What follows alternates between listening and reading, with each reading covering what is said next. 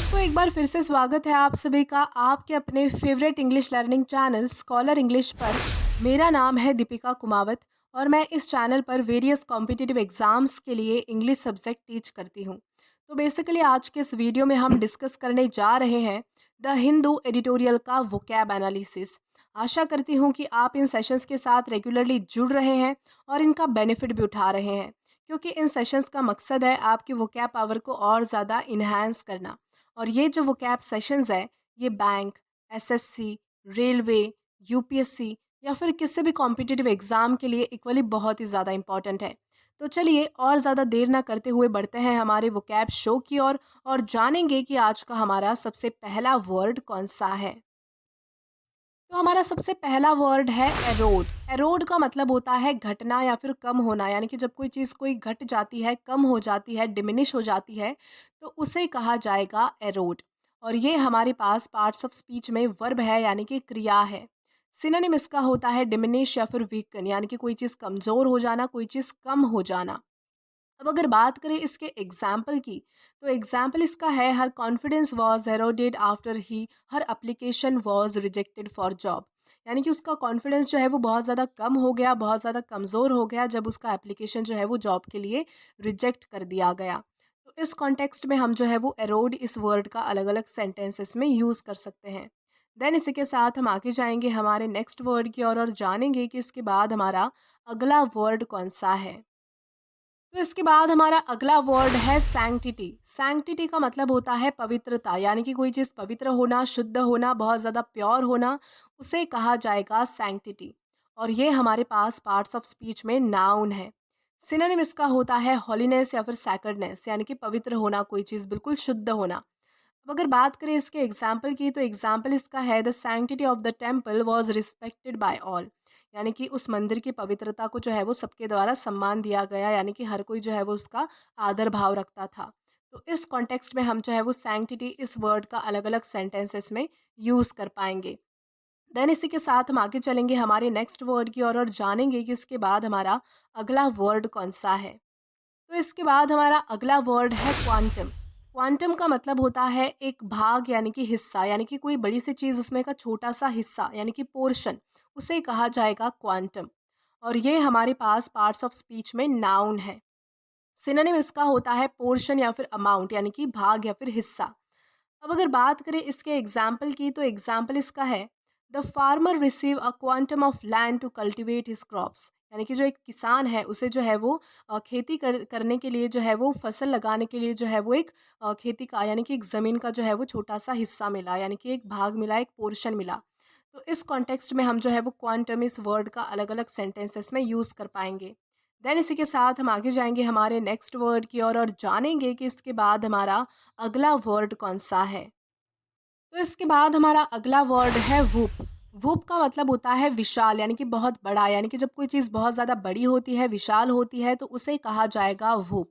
और ये हमारे पास पार्ट्स ऑफ स्पीच में एग्जेक्टिव है, यानी कि विशेषण है। सिनोनिम इसका होता है ह्यूज या फिर एनॉर्मस, यानी कि बहुत ज़्यादा बड़ा। अब अगर बात करें इसके एग्जाम्पल की, तो एग्जाम्पल इसका है the concert attracted a whopping crowd. यानी कि वो जो कॉन्सर्ट था, उस कॉन्सर्ट ने जो है वो बहुत सारी भीड़ को, यानी कि एक विशाल भीड़ को, बहुत बड़ी भीड़ को जो है वो आकर्षित कर लिया। यानी कि वहाँ पर जो है वो बहुत ज़्यादा भीड़ जमा हो गई। तो इस कॉन्टेक्स्ट में हम जो है वो वूप इस वर्ड का अलग अलग सेंटेंसेस में यूज़ कर सकते हैं। देन इसी के साथ हम आगे जाएंगे हमारे नेक्स्ट वर्ड की और जानेंगे कि इसके बाद हमारा अगला वर्ड कौन सा है। तो इसके बाद हमारा अगला वर्ड है सैडल। सैडल का मतलब होता है भारित, यानी कि बहुत ज़्यादा बर्डन होना, कोई काम या फिर कोई जिम्मेदारी का बोझ होना। यानी कि जब आप पर बहुत ज़्यादा काम आ जाते हैं, किसी चीज़ की जिम्मेदारी आ जाती है, बहुत ज़्यादा लोड होता है, बर्डन होता है, तो उसे कहा जाएगा सैडल। और ये हमारे पास पार्ट्स ऑफ स्पीच में वर्ब है, यानी कि क्रिया है। सिनोनिम इसका होता है बर्डन या फिर लोड, यानी कि कोई बर्डन होना, यानी कि बोझ होना, किसी चीज़ का भार होना। अब अगर बात करें इसके एग्जाम्पल की, तो एग्जाम्पल इसका है he was saddle with the task of reorganising the entire project. यानी कि उस पर इस चीज़ का बर्डन था कि उसे जो है वो सारे प्रोजेक्ट को जो है वो फिर से ऑर्गेनाइज करना पड़ेगा। तो इस काम का जो बोझ है, इस काम का जो बर्डन है, वो उस पर बहुत ज़्यादा था। तो इस कॉन्टेक्स्ट में हम जो है वो सैडल इस वर्ड का अलग अलग सेंटेंसेस में यूज़ कर पाएंगे। देन इसी के साथ हम आगे चलेंगे हमारे नेक्स्ट वर्ड की ओर और जानेंगे कि इसके बाद हमारा अगला वर्ड कौन-सा है। तो इसके बाद हमारा अगला वर्ड है फ्लैग। फ्लैग का मतलब होता है आलोचना, यानी कि किसी की क्रिटिसिज्म करना, आलोचना करना, उसकी निंदा करना, टिप्पणी करना, उसे कहा जाएगा फ्लैग। और ये हमारे पास पार्ट्स ऑफ स्पीच में नाउन है। सिनोनिम इसका होता है क्रिटिसिज्म या फिर बैकलैश, यानी कि किसी की आलोचना करना, भला बुरा कहना, किसी की टिप्पणी करना, उसके बारे में जो है वो कुछ ऊंच नीच कहना, उसे कहा जाएगा क्रिटिसिज्म या फिर backlash. For example, he received a lot of flag from his friends, यानी कि उसे जो है वो अपनी फ्रेंड्स के द्वारा जो है वो बहुत ज़्यादा आलोचना सहन करनी पड़ी, आलोचना का सामना करना पड़ा, क्रिटिसिज्म फेस करना पड़ा। तो इस कॉन्टेक्स्ट में हम जो है वो फ्लैग इस वर्ड का अलग अलग सेंटेंसेस में यूज़ कर सकते हैं। देन इसी के साथ हम आगे जाएंगे हमारे नेक्स्ट वर्ड की ओर और जानेंगे कि इसके बाद हमारा अगला वर्ड कौन सा होता है। तो इसके बाद हमारा अगला वर्ड है डिस्पैरिट। डिस्पैरिट का मतलब होता है विविध, यानी कि वैरायटी, यानी कि जब कोई चीज़ जो है वो बहुत ज़्यादा अलग अलग वैरायटी में होती है, विविध होती है, तो उसे कहा जाएगा डिस्पैरिट। और ये हमारे पास पार्ट्स ऑफ स्पीच में एग्जेक्टिव है, यानी कि विशेषण है। सिनोनिम इसका होता है डाइवर्स या फिर वेरिड, यानी कि कोई चीज़ जो है वो बहुत ज़्यादा वैरायटी में होना, अलग अलग होना, तो उसे कहा जाएगा डाइवर्स या फिर वेरिड।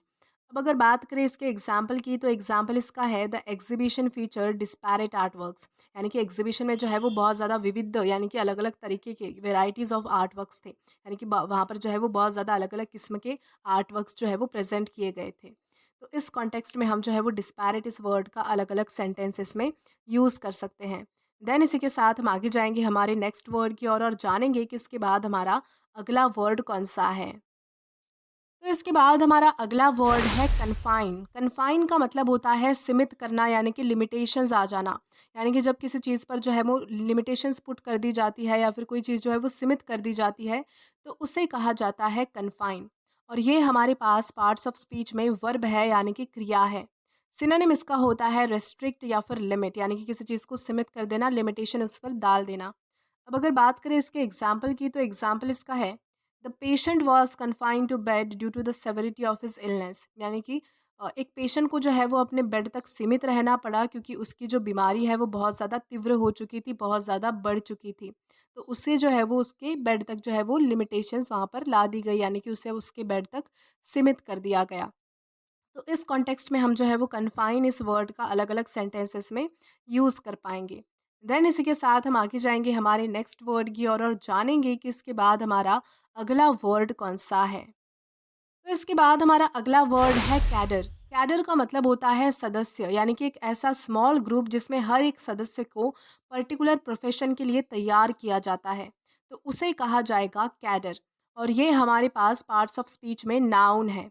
सिनोनिम इसका होता है ग्रुप या फिर मेंबर्स, यानी कि कोई जो है वो समूह है या फिर कोई सदस्य। अब अगर बात करें इसके एग्जाम्पल की, तो एग्जाम्पल इसका है each cadre receive specialised training, यानी कि हर एक सदस्य को जो है वो स्पेशलाइज्ड ट्रेनिंग प्रोवाइड की गई। तो इस कॉन्टेक्स्ट में हम जो है वो कैडर इस वर्ड का अलग अलग सेंटेंसेस में यूज़ कर सकते हैं। देन इसी के साथ हम आगे बढ़ेंगे आज के हमारे लास्ट वर्ड की ओर और जानेंगे कि हमारा वो वर्ड कौन सा है। तो आज का हमारा लास्ट वर्ड है टर्न अवे। टर्न अवे का मतलब होता है नकार देना, यानी कि किसी को किसी जगह पर आने से मना कर देना, उसे जो है वो नकार देना, उसे कहा जाएगा टर्न अवे। और ये एक फ्रेजल वर्ब है। सिनोनिम इसका होता है रिपेल या फिर रिजेक्ट, यानी कि मना कर देना, नकार देना।